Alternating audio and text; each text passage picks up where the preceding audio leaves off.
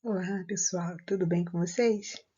É, essa nossa, Preparei essa aula de hoje para que a gente possa fazer juntos a correção do diagrama de Pauli, né? Foram exercícios da semana passada que eu fiz com vocês, né? Ao invés de enviar para vocês apenas o gabarito, estou fazendo então a correção, já que é uma matéria nova, né? E possa ter alguma dúvida aí. Então, o que eu coloquei aqui? Eu coloquei o diagrama aqui ao lado para facilitar, né? Para vocês observarem. E vamos lembrar o que eu falei na semana passada. O diagrama de Pauli é um diagrama que você vai utilizar para fazer a distribuição dos elétrons. Um pouquinho diferente do que nós fazíamos no ano passado, né? Nós dividimos, né?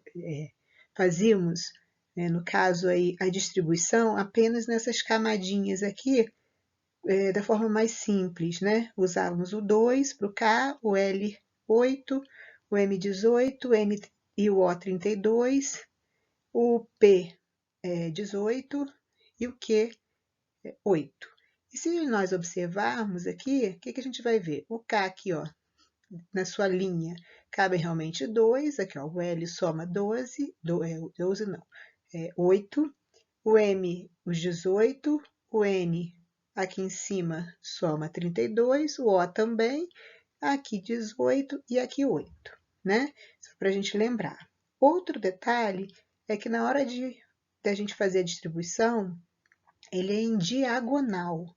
Então, a primeira e a segunda não tem problema, que é único, né? Só tem um elemento em cada um deles.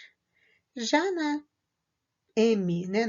Na próxima aí, ó, nós temos dois elementos, né? O 2p6 e o 3s2, na terceira diagonal. Na quarta diagonal, a gente tem dois também, né? Na próxima, ó, tem 3, depois 4 e depois 3, né? Olhando aí nas diagonais, nós temos então 1, 2, 3, 4, 5, 6, 7, 8 diagonais, tá bom? Na hora de fazer a distribuição, é importante lembrar que é de cima para baixo, ok? De cima para baixo. Então, naquelas que possuem 2 ou mais, é que nós temos que ter atenção. Observa aí deixa eu ver, 1, 2, 3, 4, a quinta diagonal. Na quinta diagonal, nós deveríamos colocar primeiro 3D10, depois 4P6, depois 5S2, para passar para a próxima diagonal, tá? De cima para baixo. Outro detalhe é lembrar que cada númerozinho desse que está em cima, que são os elétrons, né, no qual nós estamos distribuindo, ele não pode ultrapassar esse valor que está aí, tá? Mas ele pode ser menor. Mas ele também só pode ser menor se ele for o último, se ele estiver na camada de valência. Se ele não for o último, você tem que completar com todos eles, sem colocar, por exemplo, 3PC, fazer lá a distribuição, né? Terminou, por exemplo, com 3P6. Beleza. Terminou com 3P5. Beleza. Mas se terminar com 4S2, eu não poderia ter usado, por exemplo, 3P5, só para fazer o número ficar correto, tá? Não pode fazer essa alteração. Vamos à correção. Então, eu coloquei S15, né, enxofre, e eu distribuí lá, ó, um S2, depois 2S2, 2P6 e 3S2 e 3P3. Por que eu parei aqui? Porque eu tenho que somar os elétrons até 15. Então, observa lá, ó, 2 e 2, 4 e 6, 10 e 2, 12 e 3, 15, tá?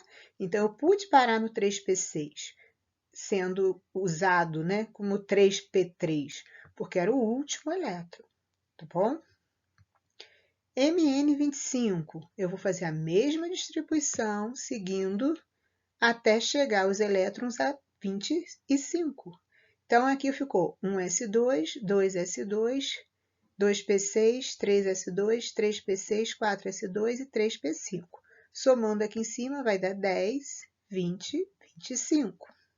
O último também eu pude colocar 3p5 porque era o último, tá? Então, não tem problema. Eu não poderia usar, por exemplo, 4S1 e 3P6, que também dariam 25. Não posso. Tem que completar. Só o último que eu posso mudar. Pode variar a numeração dele aqui dos elétrons. Para menos, não para mais. SR38 está aqui, né? Vai de 1s2 até 3d10 na diagonal. Observem aí. Somando aqui em cima vão dar 38. O CD, 48, também observando aí, ó, vai somar 10, 20, 28, com 10, 38, com mais 10, 48. Somamos, então, aquele lá, né? Reparem também que o 3D eu pude utilizar o 2, né? BR35, faço a mesma distribuição, seguindo lá a setinha, vai olhando aí depois, né? Olhando o exercício e olhando a setinha para você seguir certinho onde vai, como fazer. Terminou com 3D7. E o último, que é o maior aí, a distribuição, né? Bem longa, né? Existe também uma dica, né? Se você quiser fazer essa distribuição grande, toda ela por completo, deixar ela pronta, para não ter erro, ao invés de ficar seguindo o diagrama, né? Claro que isso é uma coisa que teria que ser decorado, né? Para uma prova, por exemplo.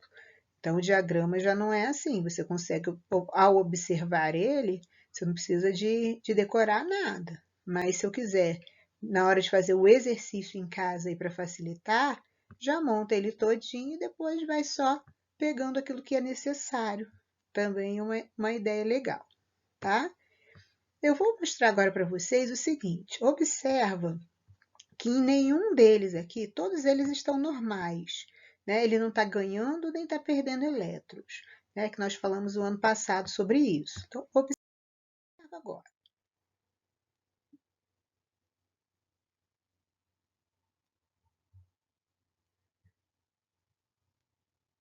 Observa então o seguinte, gente. Olha bem, aqui no primeiro exemplo, nós temos ganhando e perdendo elétrons, tá? Mas vamos lembrar do que se trata isso. Quando a gente fala que ele está ganhando elétrons, ele está recebendo elétrons, não é assim? Então, ele está precisando desses elétrons, correto?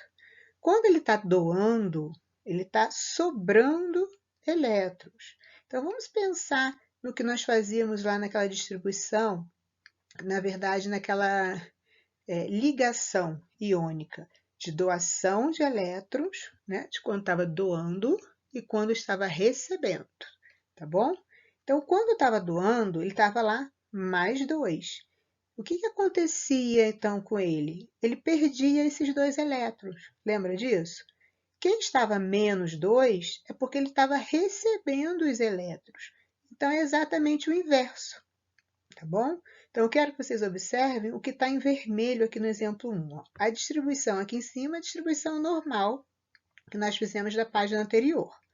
E chegamos ao 3p5 como sendo o último, tá? Se ele está Mn25 mais 2, significa que ele vai perder elétrons. Vai perder 2 elétrons.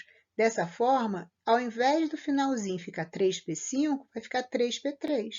Por quê? Se ele tinha 25 elétrons e perdeu 2, eu só vou distribuir 23, tá?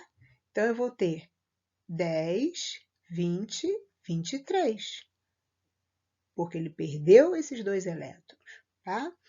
No caso do menos 2, ele vai ganhar 2 elétrons. Então, ele tinha 25 e ganhou 2, eu vou distribuir 27. Então, nesse caso aqui, se eu observar lá por aquele de cima, né? Aquele lá de cima, até aqui foi 25. Até o de cima, lá no MN25, foram só 25. Então, quer dizer que eu tenho que colocar mais 2.